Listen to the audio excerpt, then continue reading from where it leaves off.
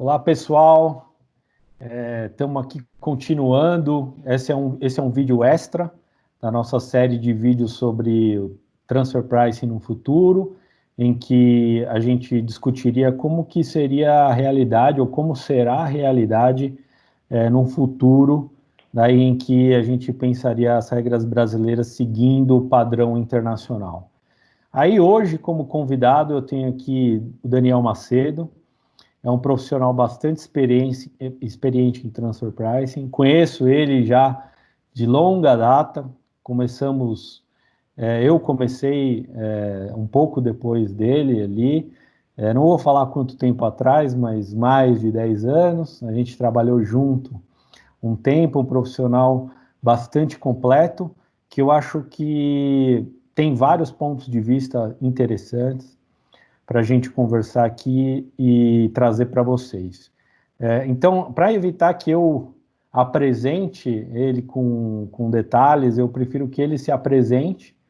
Então, Daniel, conta um pouco mais sobre a sua carreira, para quem não te conhece ainda, aí a gente parte dali. Perfeito. Igor, obrigado. Obrigado pela oportunidade de ter essa conversa. Então, para aqueles realmente que eu não tive a oportunidade ainda de conversar, meu nome é Daniel Macedo, eu sou sócio da prática de preço de transferência em São Paulo, um dos sócios da prática. Eu tenho já 18 anos de experiência na área de preço de transferência, na qual eu trabalhei sempre na Deloitte, não só no Brasil, mas também há 2 anos que eu passei no Canadá, fazendo exatamente documentações de preço de transferência aos moldes da OCDE. Né? Então, gostaria realmente de ter a oportunidade de trazer alguns insights sobre a prática realmente da documentação, né? O dia a dia dos profissionais que vão estar envolvidos na documentação e planejamento de preço de transferência, principalmente sobre alguns aspectos que vão ser muito diferentes do que aquilo que nós estamos hoje acostumados no Brasil.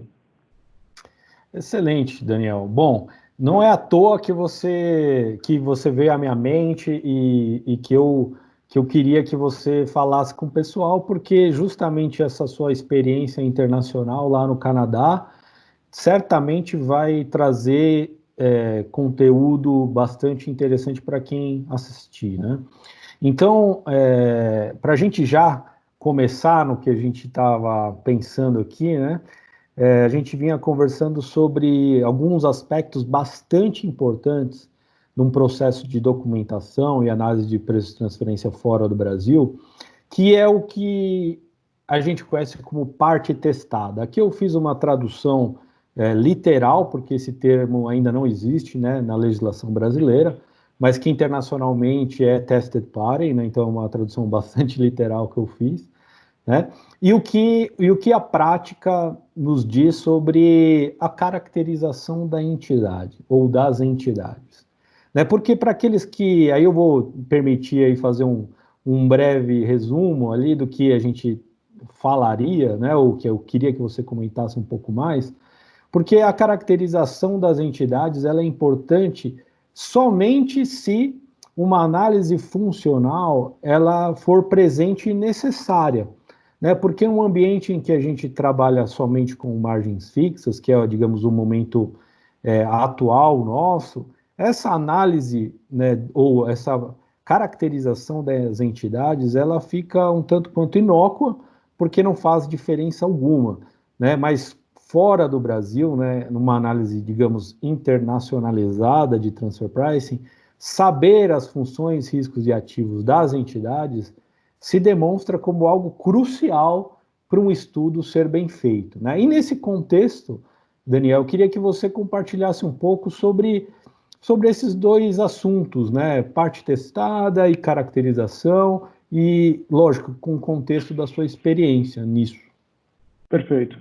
E sem dúvida, Igor, dentre os tópicos que a gente vai ter que versar sobre uma possível modificação da legislação brasileira aos moldes do OCDE, poucos são os assuntos que são tão distintos daquilo que nós temos hoje quanto a a ação de fazer a caracterização das entidades em transações que estão sendo documentadas e a definição de qual vai ser a parte testada em cada uma das transações objeto da documentação, né? O motivo disso é, como você bem colocou, hoje nós temos regras muito pré-definidas e que a empresa testada, ela sempre acaba sendo a empresa brasileira, né? Por mais que você possa se valer do custo de um fabricante no exterior, no caso de um CPL, ou na revenda de um produto que foi exportado do Brasil, no caso do PVA e do PVV, no final das contas, a gente sempre está usando essas variáveis para testar qual foi o máximo valor dedutível no caso das importações e a receita mínima no caso das exportações. Ou seja, a empresa brasileira é que ela vai ter o preço testado frente aos parâmetros que a gente vai obter com os métodos legais.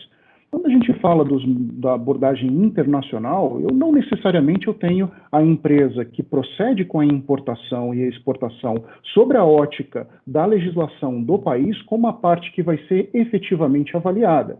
Como nas avaliações internacionais, na documentação de preço de transferência, base guidelines da OCDE, eu tenho análises econômicas que precisam ser desenvolvidas, o meu ponto de partida vai ser, primeiro, verificar, como você bem colocou, quais são as funções realizadas, os riscos assumidos, os ativos empregados e até mais recentemente qual é o papel na geração de cadeia de valor dos grupos multinacionais para cada tipo de transação em que a empresa está imersa, para que eu consiga verificar qual é o papel que aquela empresa ela efetivamente faz na transação, para eu verificar se ela apresenta um nível de complexidade alto ou baixo, porque se eu estou falando de uma análise econômica, quanto maior a complexidade, maiores os elementos, maior o grau de subjetividade que eu vou ter no meu estudo econômico, ou seja, mais suscetível a questionamentos ele seria, mais inseguro até o meu estudo ele, por assim seria. Então, fazer a definição de qual é a parte testada na documentação, ela é um capítulo imprescindível para que eu consiga realmente alcançar um estudo econômico consistente. E na definição da parte testada, eu vou precisar proceder com a caracterização das entidades. Então, é difícil de falar da caracterização sem a gente fazer alguns exemplos, né? Então, se eu, por exemplo, tenho no Brasil uma empresa que ela é uma manufatureira, ela importa bens, manufatura e revende no mercado brasileiro e exporta também para outras empresas do grupo, né? Eu precisaria verificar nessa estrutura, primeiro, do meu fornecedor no exterior, ele deveria ser classificado como que tipo de entidade? Ele é meramente uma entidade que vai fazer a compra de um terceiro e a venda para minha entidade, sendo um distribuidor, e se ele for um distribuidor, qual é o nível de risco? Ou ele é uma manufatura assumindo, inclusive, desenvolvimento de propriedade intelectual, tendo responsabilidade por todo o supply chain, onde ele vai ser uma manufatura mais complexa, com um alto risco envolvido. O meu fornecedor no exterior, ele poderia ser até uma empresa que simplesmente faz um serviço de compra, né, internacionalmente colocado como um procurement service provider, né, fazendo as traduções ao pé da letra, como você bem colocou. Simplesmente um prestador de serviço de compra. Ou seja, ele assume ainda menos riscos, ou até a caracterização de como uma entidade financeira meramente, onde ele vai simplesmente fazer o fluxo monetário sem assumir riscos nenhum, partindo do princípio de que ele não deveria ser classificado como manufatura, distribuidora ou um prestador de serviço, uma mera empresa realmente de fluxo de caixa, de financiamento. Dependendo de qual a caracterização dessa entidade, eu vou ter fundamentos para definir se ela deveria ou não ser a parte testada. Mas é lógico, não adianta eu caracterizar apenas o fornecedor, eu vou ter que fazer o mesmo exercício com a empresa brasileira. Essa empresa, como a gente comentou, ela vai importar matérias-primas e fazer uma manufatura. Esse produto, a empresa brasileira, ela tem responsabilidade sobre os canais de distribuição ou ela faz simplesmente a produção de acordo com algo que foi estipulado por uma entidade principal que sequer existe no Brasil, qualquer determinação de quanto vai ser produzido, quanto vai ser vendido, qual é o nível de desconto que é possível. Absolutamente tudo está preparado para a empresa. Ela, apesar de ser uma manufatura, ela tem uma complexidade muito baixa. Ela pode ser, inclusive, Daniel, desculpa interromper, só estava lembrando aqui da minha época na Alemanha, quando eu tive que trabalhar, enfim, com com a caracterização das entidades, enfim, conceitos que são estranhos ao Brasil, como a gente vem conversando, é uma coisa que logo de início ali, né, tendo que entender ou ter algum julgamento sobre caracterização, uma coisa ficou clara, e eu acho que isso também é, de repente, interessante a gente compartilhar com nossos amigos, é que ao longo de décadas já de prática, né, não é algo que eventualmente tenha que se construir do zero, né? A gente que está mais tempo e já trabalhou fora, sabe que existem, digamos assim, já uma tipologia de caracterização de entidades que já foram construídas ao longo dos anos, que ajuda nessa caracterização, porque para fazer do zero, quem nunca fez, pensa assim, nossa, pode ser tanta combinação, né, que fica uma impressão de que seja algo também muitíssimo difícil, não que eu queira diminuir o trabalho, mas aí eu quero já fazer um gancho com você, porque assim, trabalhei na Alemanha, mas também convivi, também discuti muito com amigos nos Estados Unidos, né? E eu gosto de fazer sempre um contraponto entre a regra americana e a alemã, porque eu acho que a alemã ela tem sempre uma ideia muito mais transacional, muito mais parecida com o que eu acho que o Brasil poderia se inspirar em comparação a outras possibilidades, né? Então, na Alemanha, eles têm algo bem interessante que tem a ver com, de certa maneira, a caracterização, é porque na Alemanha eles têm bem definido assim, o que é um empreendedor e o que é uma entidade de risco limitado. Porque definindo, digamos, esses extremos, o meio fica um debate. Mas se você se encontra em um dos dois polos, as coisas estão mais fáceis, digamos assim, para você, porque isso já está na legislação, como você deve se portar se você é um desses dois polos. E aí, eu puxo esse gancho para a gente falar um pouco mais sobre a parte testada, nos casos em que a gente está falando da entidade menos complexa. Por que isso é importante? Porque esse ponto é fundamental na aplicação do método mais comumente usado fora do Brasil, que é o TNMM. Então, se você puder comentar um pouco como que funcionaria uma caracterização dentro do contexto do TNMM e a parte menos complexa. Acho que isso é interessante para o pessoal saber também na prática. Claro. E como você bem colocou, Igor, realmente já existe toda uma abordagem para ser feita nessas definições, já existe muito exercício feito por profissionais de preço de transferência, né?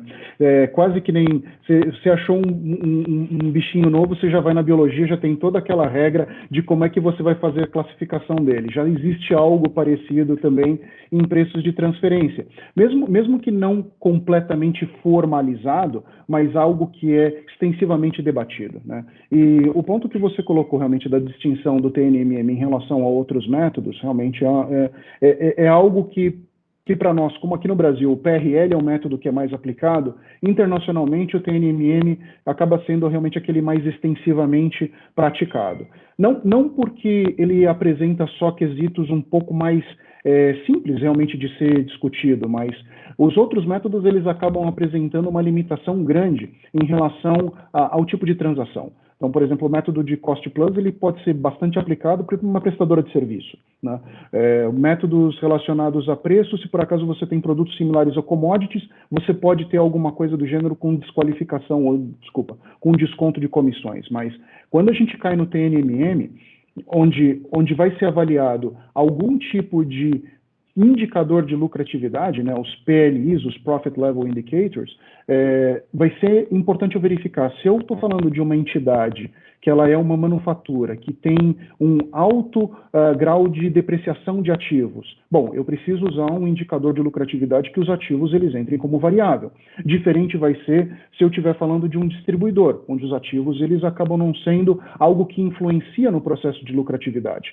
Então, a definição da caracterização para eu alcançar a parte testada, ela parte, antes de tudo, dessa limpeza de variáveis. Então, se eu estou falando de um distribuidor, se eu consigo verificar, existe aqui realmente uma empresa que ela é um distribuidor de risco limitado. Por que ela é mais sugerível dela ser a parte testada do que uma manufatura ou de que uma empresa que guarda os intangíveis da empresa e recebe royalties por eles, ou recebe royalties das grandes manufaturas, as empresas de distribuição ficam realmente sempre trabalhando com um bottom line pré-determinado.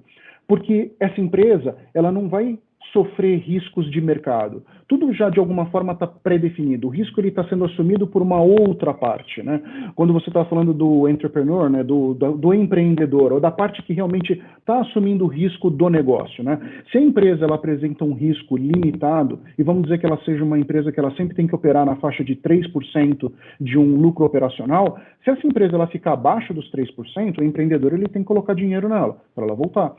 Em contrapartida, se ela ficar acima dos 3%, significa que ela está gerando mais receita do que ela deveria, ela faz essa remessa ao exterior e se estabelece quais são as regras para cada uma das partes testadas. E uma vez que você tem isso bem carimbado na estrutura internacional, o planejamento de preço de transferência ele fica bastante direto, você consegue realmente replicar, inclusive, essa modelização de partes testadas ou empresas com risco mais limitado ou menos complexas, para que elas possam existir em outros países, e aí a implementação, inclusive, da controladora final, ela fica, inclusive, mais fácil, né?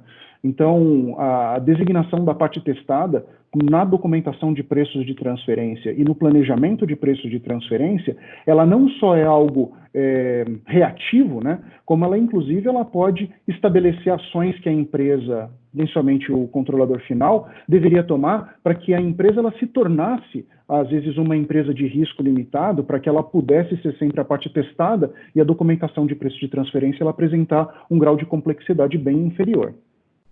Perfeito. Uma coisa que até a gente estava conversando anteriormente, que acho que é importante para o pessoal ter em mente, é que existe sim casos em que, por exemplo, o empreendedor, a entidade empreendedora é uma entidade brasileira. E a entidade menos complexa, ou seja, a que existe uma tendência maior a ser a parte testada, ela está em outro país. Então, muitas vezes, alguém me fala assim, poxa, mas se a regra brasileira vier para o Brasil, se a regra internacional, o padrão internacional vier para o Brasil, a gente vai ter que ter bancos de dados de empresas brasileiras. Falei, sim, mas também não vai deixar de precisar, não vai deixar de ter a necessidade de ter também informações sobre outros países, porque às vezes a parte testada está na Europa, e aí você vai buscar por comparáveis europeus, né? A tendência é procurar por comparáveis europeus, né? Então, o ponto da parte testada também traz esse condão, né? Que é o que você falou no início. Nem sempre vai ser uma empresa brasileira, né? Sem dúvida. Na verdade, se a gente for pensar nos grandes grupos multinacionais brasileiros, existem alguns que colocaram a holding company fora do Brasil, algum tipo de planejamento já pré-determinado, mas a maior parte ainda mantém os controladores finais no Brasil. E essas empresas, elas por muitas vezes, elas não são nem um pouco simples. Elas são empresas que detêm patentes, são empresas que fazem investimento em pesquisa e desenvolvimento, guardam praticamente toda a parte de administração do business global no Brasil. Então, por vezes, elas têm, inclusive, toda a cadeia de suprimento sob seu controle. Essas empresas, elas são monstruosas, bastante complexas, e, por vezes, elas nunca vão ser testadas quanto à documentação de preço de transferência. Para grande parte das multinacionais nacionais, as partes testadas, elas realmente vão estar fora do Brasil. Então, vai ser muito comum, inclusive, uma multinacional brasileira, em sua documentação, ela depender de uma base de dados internacional, que ela vai usar exatamente para verificar como a empresa fora do Brasil, né, que seria a parte testada, ela vai se localizar dependendo da sua lucratividade. Agora, isso não significa que a empresa brasileira ela jamais vai ser testada. Existem empresas no Brasil, mesmo multinacionais brasileiras, que elas conseguiram fazer um lean appliance, né, em que ela realmente é bastante enxuta em relação à sua os seus gastos em relação à administração, as patentes elas já foram colocadas em outros países, sequer se ainda existem algumas patentes, podem ter colocado centros de pesquisa em outras localidades também, e aqui no Brasil acabou realmente ficando uma parte administrativa um pouco mais simplória. Pode ser que às vezes para um serviço de management service ou algumas ações que a empresa adota no Brasil, ela seja parte testada para essas transações. E ela sendo a parte testada para essas transações, é imprescindível que ela tenha acesso a uma base de dados que talvez hoje não exista, né? Porque se a gente está falando que a empresa brasileira ela vai ser testada frente a comparáveis de mercado, no Brasil nós não temos tantas empresas com publicação de balanço que poderia ser utilizada como uma base testada confiável, né? Principalmente se a gente tiver que falar realmente sobre questões de comparabilidade. E aí entraremos inclusive na questão de até onde a Receita Federal vai permitir que a gente use aqui no Brasil comparáveis externas, não localizadas no Brasil, para documentar uma entidade brasileira, né? Existe a realidade latino-americana, existem outros países que passam por esse tipo de dificuldade.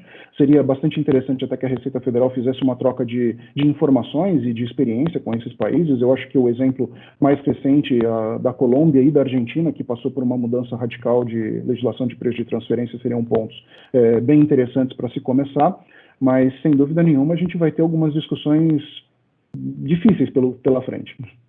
Aguarda os assuntos aí, Daniel, vai falar de tudo.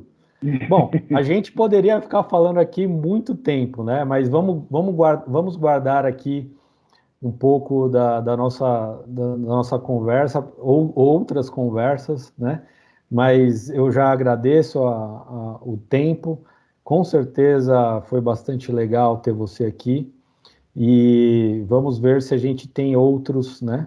Vamos ver também como que a gente enxerga e como a gente vai ver essa progressão desse projeto, né? Que todos nós estamos ansiosos. Então, obrigado de novo e foi um prazer ter você conosco aqui, Daniel. Obrigado, Igor. É sempre um prazer conversar com vocês. Obrigado pela oportunidade.